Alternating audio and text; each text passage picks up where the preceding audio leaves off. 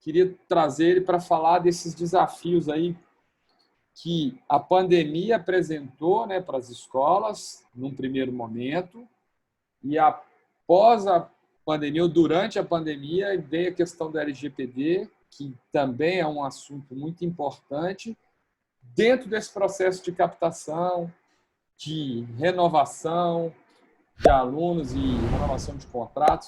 Então, o Pedro vai falar um pouco para a gente, e aí eu também estou com umas aqui guardadinhas, Pedro, para você no final aí. Fique à vontade, tá? Legal. Obrigado, Gustavo, pela oportunidade, professor Fernando, por nos receber aqui hoje, Tório também, a Mark Edu tem se mostrado aí uma grande parceira da Educa Legal nessa empreitada na qual a gente se jogou. E o Caio, meu agradecimento é imenso. O Caio é não só um parceiro, mas também é cliente, né, Caio? Então, realmente, vivenciando esse desafio que foi narrado aqui pelo Caio, das escolas que fazem parte do Grupo Baema, é que a gente aprendeu um tanto de coisa e desenvolveu um tanto de coisa que hoje a gente consegue colocar aí à disposição do mercado. Basicamente, gente, nós aqui na Educa Legal somos um escritório de advocacia especializado no atendimento de escolas, a gente se dedica exclusivamente ao ambiente educacional. Além de escolas, a gente tem aqui algumas instituições de ensino superior e editoras, que também fazem parte dos nossos clientes, mas, basicamente, quando a gente pensa no que a gente vem produzindo aqui dentro da Educa Legal, a gente está pensando nos desafios vivenciados pelo setor da educação, e os desafios nesse ano de 2020 foram muitos, mas muitos mesmo, né? Acho que todo mundo que está aqui sentiu na pele aí a quantidade de lei nova que surgiu esse ano, os pedidos de desconto que vieram de todo lado, né, impactando aí nossa receita de forma realmente muito direta, em especial, o Caio mencionou aqui, na educação infantil. Então, quando a gente olha para as instituições de ensino, em especial aquelas que têm uma atuação relevante na educação infantil, sofreram muito pelas dificuldades de um outro desafio que surgiu, que foi a migração da aula física para remota, né? Parece que isso foi há muito tempo atrás, mas foi o primeiro grande desafio e eu vi as escolas saírem muito bem. As escolas realmente, muitas delas partindo, inclusive, de um ambiente onde elas não acreditavam tanto em tecnologia, acreditavam que tecnologia era um negócio que deveria estar afastado ali dos primeiros anos da educação infantil. Elas se desdobraram para aprender a usar e trazer essas plataformas e colocar a aula remota para funcionar. E logo na sequência tiveram que conviver também com muita evasão, né, muita rescisão de contrato, uma figura nova que surgiu, que foi o pedido de suspensão de contrato. Então muita escola acabou trazendo para a relação jurídica ali existente entre escola e pai de aluno, uma figura que sequer estava prevista em contrato, né, que é a figura da suspensão, tentando, mais uma vez, manter o vínculo com o cliente e não deixar o cliente ir embora, então manter algum tipo de relação contratual com o pai ali, nesse período em que a evasão se tornou um problema tão grande. E agora a gente chega aí nessa fase de olhar para a retomada das atividades presenciais e olhar para o ano de 2021, captação, que é o nosso tema aqui hoje, a gente traz aí o desafio da formalização, né, sem a presença física. Ou seja, nós estamos falando de um processo de captação que ele se dá de forma online. E uma parte desse processo, que é a assinatura dos documentos referente ao contrato de prestação de serviço nacional do ano de 2021, ele surge num novo formato, que é esse formato online, e aí esse passa a ser o desafio para a gente superar e conversar um pouquinho sobre isso aqui agora. Então, a primeira coisa que eu queria compartilhar um pouco aqui com vocês é sobre a importância da gente transformar esse momento de agora, que é o momento de assinatura do contrato de prestação de serviço educacional, né, com os clientes da escola, seja ensino superior, seja educação básica, mas em especial na educação básica, que eu acho que é um pouco do direcionamento que eu queria dar aqui para vocês, é que a gente precisa olhar para esse documento, revisar esse documento, trazer um pouco das lições aprendidas nesse ano de 2020, né, com todas as dificuldades que a gente teve que superar, e trazer isso de uma forma sistematizada para dentro do contrato. Né? Então, assim, quando a gente olha para o ano de 2021, a gente ainda é capaz, muito embora a gente tenha muita incerteza, a gente é capaz de fazer algumas previsões. A primeira previsão, que eu acho que dá para falar com muita assertividade aqui, é que a gente vai conviver com o sistema híbrido para o ano de 2021. Então, a gente deveria estar não só refletindo isso nas nossas ações, no nosso dia a dia lá na escola, mas a gente deveria estar refletindo isso também na minuta do contrato, para fazer a previsão de entrega dos serviços educacionais do ano de 2021 no formato híbrido, né? Prevendo não só essa entrega híbrida, mas também a possibilidade da gente vivenciar novas suspensões por determinação do poder público ou mesmo por determinação da escola, desde que fundamentada ali em questões de segurança. Então, a escola está adotando seus respectivos protocolos de segurança, e os protocolos de segurança podem vir a prever a necessidade de, foi detectada uma infecção, que a gente fecha a escola por 1, 2 dias, 3 dias, e aquilo ali não afete o contrato, do ponto de vista, inclusive, financeiro, porque a gente vai ter essa previsão posta, explícita ali naquele documento que vai regular a relação do ano de 2021.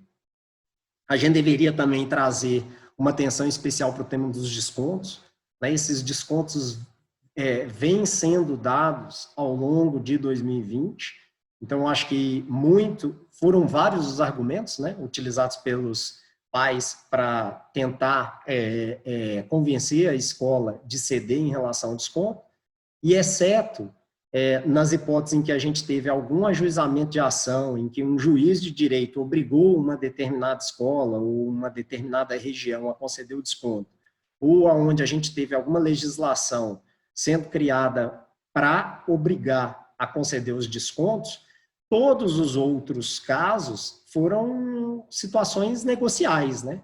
Por livre e espontânea pressão, a escola acabou cedendo em relação a uma série de descontos, mas esses descontos não necessariamente precisam perdurar para o ano de 2021. Pelo contrário, né?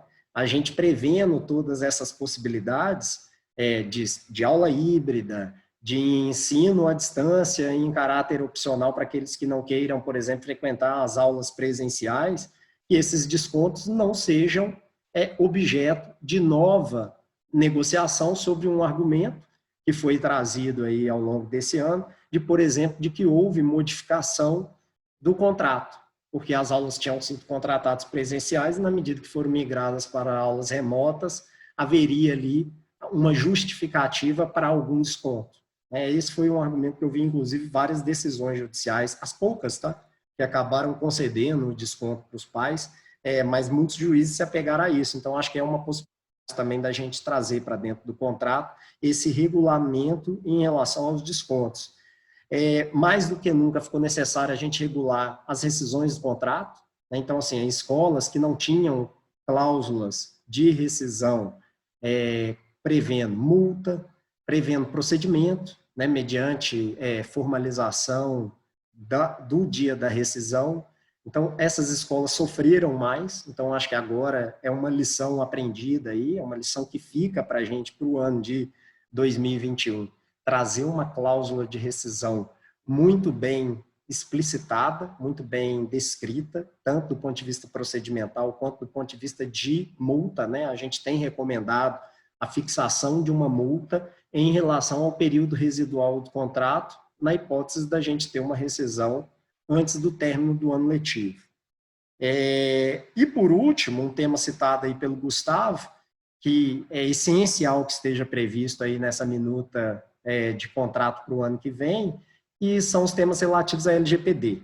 Quando a gente está falando de educação básica, em especial, a gente tem, de um lado, uma obrigatoriedade prevista na Lei Geral de Proteção de Dados, falando que a gente deveria obter autorização do responsável legal pelo menor de idade para tratar dados, e de um outro a gente tem a necessidade óbvia, básica, gritante das escolas em receber dados dos seus respectivos alunos, né? Dados esses, inclusive, que vão permitir a escola saber como lidar com temas relacionados à saúde, né? Que é a ficha de saúde, que é preenchida ali no momento da matrícula ou da rematrícula, e outras informações que vão sendo coletadas, inclusive informações de cunho pedagógico, que vão sendo coletadas através de plataforma, através de todo o atendimento que é feito pelas escolas ao longo do ano letivo, e esses dados vão sendo tratados em diferentes formatos. Então, a gente precisa necessariamente trazer para dentro da minuta do contrato essa autorização, uma autorização expressa para que esses dados sejam coletados. Por fim, gente, o que eu tenho para dizer aqui do ponto de vista de contrato, eu acho que é isso. Depois a gente, na conversa, aí, a gente pode aprofundar no tema que vocês tiverem interesse. O segundo tema que eu acho que é importante a gente destacar aqui, e que faz parte dos desafios de 2020, é a automatização ou a digitalização do fluxo de matrícula, né? A gente deixa de ter o pai presente, né, ali dentro do prédio da escola, inclusive como protocolo de segurança das escolas. Então, eu estou vendo a digitalização de uma série de fluxos, né? Então, agora estou vendo até o tour virtual, a escola pode ser visitada, aquela visita que era feita de forma física, ela passa a ser feita, por exemplo, dentro de um tour virtual, as próprias estratégias de marketing, os canais de comunicação com as escolas, né, com os pais, entre escolas e pais, agora ficaram mais importantes do que nunca, tanto para a divulgação das novas informações, quanto para esse momento de captação. E aí a gente precisa pensar também na digitalização dos documentos referentes à matrícula, do próprio contrato de prestação de serviço e outros documentos anexos que, eventualmente, a escola disponibilize para os pais no momento de formalização do contrato do ano de 2021.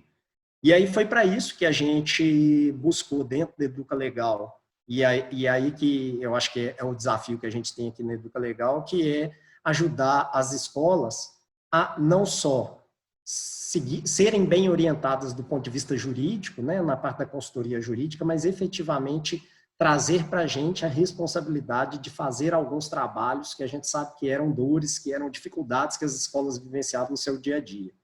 Então, esse processo de matrícula é um deles, né? Esse processo ele se dava dentro de um ambiente físico. Então, basicamente, as escolas tinham que gerar ali as suas respectivas minutas de contrato, preencher aquela minuta, né? Então eu disponibilizava a minuta para a escola providenciava o preenchimento com os dados cadastrais do aluno, os dados cadastrais dos pais, aquele documento é impresso, na medida em que ele era impresso, ele era disponibilizado para o pai para assinatura, e aí esse fluxo de assinatura era um fluxo que não só era difícil de ser conduzido e gerenciado, como ele também era todo físico, né? E depois a escola precisava ficar cobrando o pai de retornar com o documento, e o que a gente vivenciava eram várias escolas que chegavam no ano letivo, no meio do ano letivo, início, meio, fim, às vezes, do ano letivo, sem ter o documento assinado. E aí a gente foi em busca de tecnologia para ajudar e efetivamente assumir essa responsabilidade da escola, para que a gente possa automatizar o processo da assinatura do contrato. Então, a gente hoje busca esses dados junto à escola, vai dentro do HubSpot, vai dentro do RP da escola, ou mesmo faz uma exportação de dados para uma planilha de Excel. A gente trata esses dados, gerando as minutas de contrato, envia esses contratos para os pais, nos e-mails cadastrados, os pais recebem esses documentos em formato digital, assina o documento através de alguma solução integrada com a nossa aplicação, né, que garante ali a autenticidade daquela assinatura, e a gente recupera a certidão gerada, o contrato assinado e armazena num espaço próprio que a gente constrói para a escola, aonde a escola vai conseguir acessar aquela documentação, ter aquela documentação ali disponível para ela, com usuário, com senha, enfim, num ambiente seguro e vai permitir essa gestão de documento num formato todo online. Basicamente é isso, Gustavo. Ô Pedrão, beleza. Então, assim, já começou a pipocar um monte de perguntas aqui já no chat aqui. Professor Serra, Tório, se quiserem fazer uma colocação, eu tenho uma pergunta minha para o Caio, tenho uma para o Pedro. É legal perguntar do chat mesmo, acho que é... Tá. Uma coisa aí, professor? Quer trazer alguma... Não, acho que fica... Responde primeiro o chat, depois eu Tá pergunto. bom. Então tá, o pessoal do chat vai ficar bravo comigo. Não, mas eu vou fazer uma aqui minha, que foi encomenda de um cliente meu, que vai muito dentro do que o Pedro falou. Primeiro para o Pedro, a questão da assinatura digital. A gente vê que algumas escolas, faculdades, o pessoal usa, ou o cliente dá um aceite no contrato, lá no sistema dele, lá no RP, ou no site, a pessoa lê o contrato, vai, dá um aceite ali. E tem algumas, igual a gente, tem alguns clientes que a gente desenvolveu um chatbot que, dentro desse modelo da Educa Legal, que ele vai lá e preenche um contrato com certificado, né, digital lá, um contrato, assinatura legal. E aí eu queria que você esclarecesse isso para o pessoal, né? A validade legal desse documento, que é só um cheque ali no PDF, no site do cliente ou no RP, e desses documentos de assinatura digital que a gente tem vários players aí que oferecem esse serviço. Então, eu queria que você falasse isso para a gente aí, tirasse essa dúvida aí, que é de um cliente nosso que me pediu. Ótimo, Gustavo. A pergunta é muito boa, porque, basicamente, quando a gente vai para um ambiente do contrato digital, a gente teria 3 hipóteses de assinatura, tá? Com níveis de validade diferentes. Vou fazer um paralelo aqui entre a assinatura física e a assinatura digital. A assinatura física mais garantida que existe é quando você vai lá no cartório e assina na frente do oficial do cartório, e aí ele fala que ele te viu assinando e ele atesta aquilo ali, falando o seguinte: olha, quem assinou aquele documento foi a pessoa que se identificou, que eu vi, que foi o Gustavo, com o CPF tal, carteira de identidade tal, apresentado no ato. É, por exemplo, a assinatura da escritura pública. Essa versão existe hoje no universo digital e é aquele tokenzinho do CPF digital que a gente assina. Quando a gente faz aquela assinatura com o CPF digital, que é hoje como que os juízes assinam lá as sentenças judiciais e tudo, nós estamos falando o seguinte: o nível de segurança do ponto de vista tecnológico, provavelmente é maior, inclusive, tá? Mas do ponto de vista jurídico aqui, que eu acho que é a ótica que eu estou trazendo para você para te responder isso, entende-se que é o mesmo nível de assinatura, o mais top que existe. Logo na sequência, você tem a figura no físico do reconhecimento de firma, ou seja, você assinou o documento físico, levou lá no cartório, o cartório tem a sua assinatura, ele olha e fala: olha, por semelhança, eu estou reconhecendo que quem assinou esse documento aqui foi o Gustavo.